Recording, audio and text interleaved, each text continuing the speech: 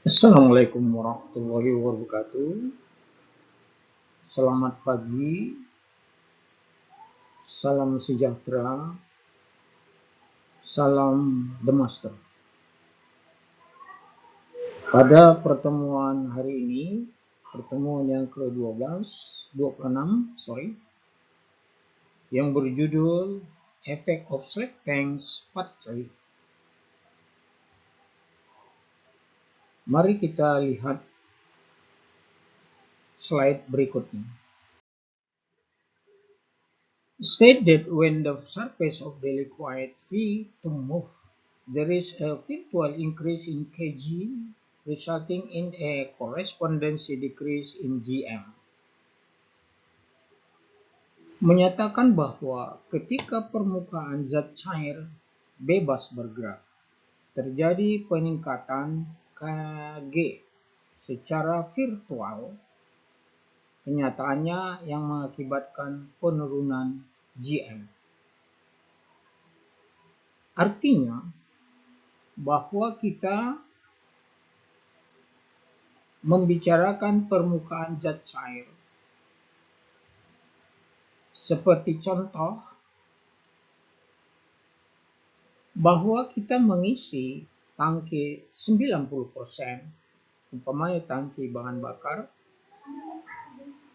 maka free surface-nya itu adalah 10%. Sehingga pergerakan daripada 10% itu bergerak dan bebas merupakan tempat udara daripada muatan tersebut. Sehingga Kg akan bergerak secara virtual.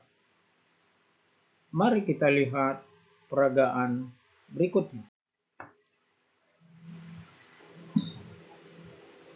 Ada dua tangki, satu tangki HSD tank yang disebut dengan high speed diesel tank yang berisikan 100%, akan tetapi tidak dilengkapi dengan sarana ventilasi. Di sini sangat berbahaya karena isi daripada tangki itu 100%, sehingga tidak ada free surface dan muatan tersebut memuai akan mencari tempat yang lemah, sehingga tank HSD ini sangat berbahaya. Ini yang mengakibatkan kapal selalu dengan muatannya, tangkinya pecah. Akan tetapi dengan kapal yang modern sekarang sudah dilengkapi dengan duct ventilation. Anda lihat di situ ada duct ventilation. Umpamanya kita isi MDO tanks 90%, maka udara dari tank duct ventilation itu akan keluar daripada muatan tersebut udaranya. Maka udara tersebut, tangki tersebut aman dikarenakan adanya ventilation duct. Seperti Anda tahu bahwa ventilation duct itu berasal dari kata duck atau bebek angsa yang punya leher panjang. Jadi dimisalkan itu leher panjang, maka disebut duct ventilation. Mari kita lihat slide berikut ini. When a vessel with the full tank is filled, the liquid with the tank acts like a slide mass. Its center of the gravity being the center of its volume remain constant, and therefore does not cause may change the vessel center of the gravity or G, or its metacenter height or Gm, if the vessel is held. Dalam Artian bahwa ketika kapal keadaan tegak lurus dengan tangki penuh cairan di dalam tangki seperti massa padat. Pusat gravitasinya sebagai pusat volume tetap konstan dan karenanya tidak menyebabkan perubahan pada pusat graviti kapal atau G atau ketinggian metasentrik atau GM saat kapal miring. Mari kita bahas kalimat ketika kapal keadaan tegak lurus dengan tangki penuh cairan di dalam tangki seperti massa padat. Yang dimaksud dengan kapal tegak lurus atau upright bahwa kita akan melihat kapal itu tidak miring, tegak, dengan catatan melihat klinometer menunjukkan 0 pada engine room. Seperti kapal saya, kilometernya ada 4. Satu di Anjungan, yang kedua di kamar nakoda, yang ketiga adalah di cargo control room, dan yang keempat di engine room. Jadi pusat gravitasinya sebagai pusat volume tetap konstan dan karenanya tidak menyebabkan perubahan pada pusat graviti. Jadi kalau kapal itu tegak lurus, pusat gravitasinya konstan dan GM-nya itu yang disebut dengan ketinggian dari metasentris pada saat kapal miring. Jadi pada saat kapal miring, dia tetap berada di tegak lurus, di mana GM tetap berada di pada metasenter.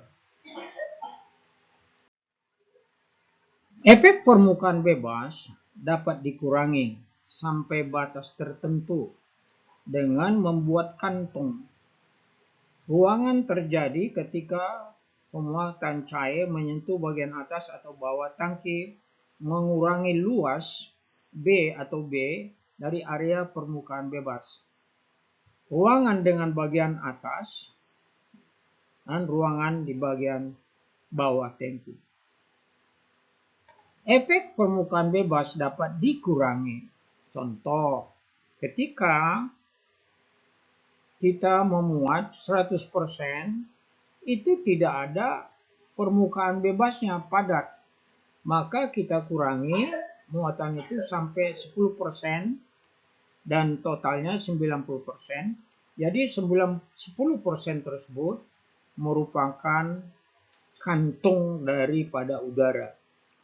Jadi sehingga kurangnya 10% tadi mengurangi luas atau B itu adalah berth atau luas lebar daripada permukaan bebas tersebut.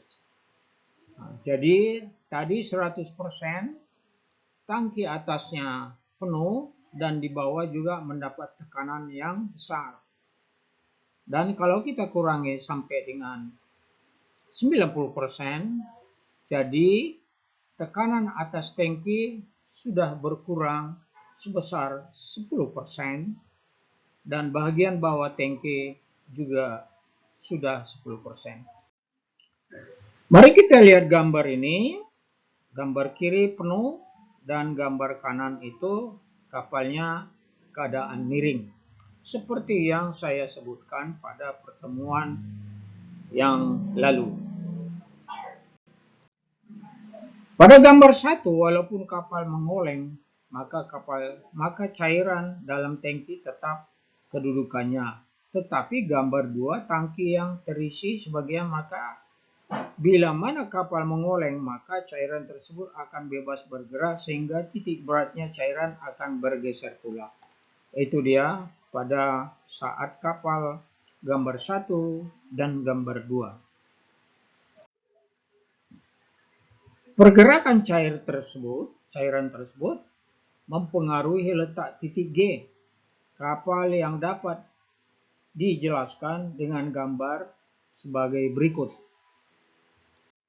Lihat Anda bahwa terjadinya kapalnya adalah keadaan miring ke kanan, sehingga G1 membentuk GZ, G1 membentuk GZ1, B-nya tegak lurus, karena miring ke kanan terjadilah B1, sehingga kemiringan tersebut diukur dengan rumus sinus.